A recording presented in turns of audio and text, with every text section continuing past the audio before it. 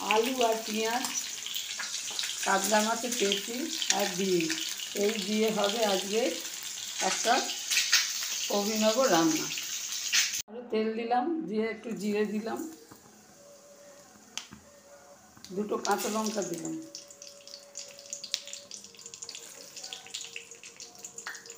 এবার এতে দিলাম একটা বড় পেঁয়াজ,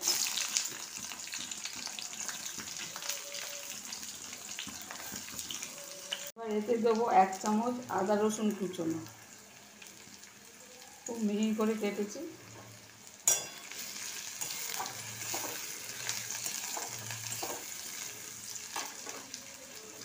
তেল গরম হতে 1/2 চামচ জিরে, দুটো কাঁচা লঙ্কা ফোড়ন দিয়েছি, আর দিয়েছি একটা বড় পেঁয়াজ।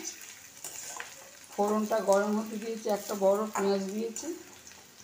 এবার পেঁয়াজটা যখন হালকা একটু হয়েছে তখন ওতে দিয়েছি 1 চামচ আদা রসুন কুচনো, একটু সরু সরু করে কাটা। এবার এটাকে আমি খুব ভালোভাবে একটুখানি ভেজে নেব।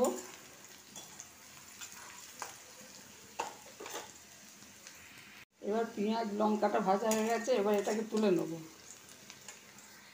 দুটো আলু নিয়েছি, আলুটা সেদ্ধ করার মধ্যেখান থেকে একটা আলুকে 4টে করেছি, লম্বা লম্বা করে কেটেছি। এবার এটাকে তেলে ভাজব। এবার এই তেলেতে আলুটা সেদ্ধ করা হোক,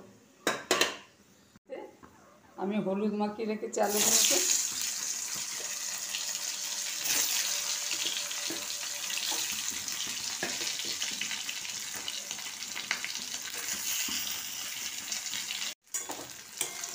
এবার এটাকে একটু ভালোভাবে ভেজে নিচ্ছি আলুটাকে।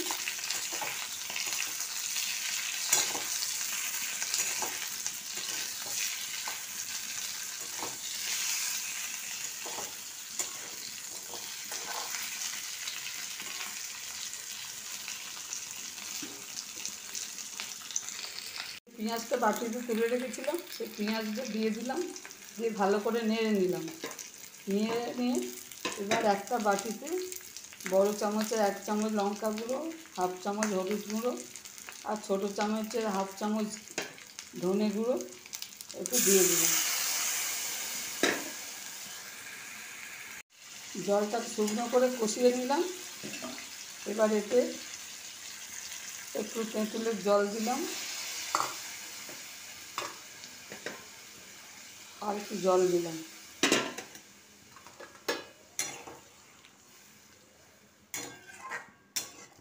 আগেই পরিমাণ মতো নুন দিয়েছি, একটু কসুরি মেথি দিলাম।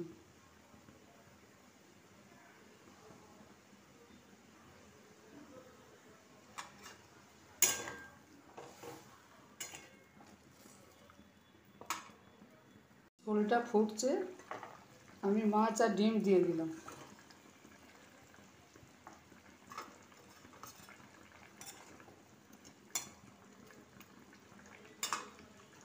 এবার ঝোলটা গায়ে মাখা হলে নামিয়ে নেব। আমার মাছ আর ডিম একসাথে রান্না করা রেডি হয়ে গেছে। মাছ আর ডিমের আলু দিয়ে তরকারি আমার রেডি হয়ে গেছে। এটা আমি একসাথে দুটো রকম রান্না করলাম। কেউ মাছও খেতে পারবে, ডিমও খেতে পারবে, কিন্তু তাড়াতাড়ি রান্নাটা হয়ে যাবে। দুটো রান্না আমার একসাথেই হয়ে গেল। এবার সময়ও আমার কম হলো এবং দু রকমের রান্নাও হয়ে গেল। যদি এই রেসিপি আপনাদের ভালো লাগে শেয়ার করবেন, সাবস্ক্রাইব করবেন।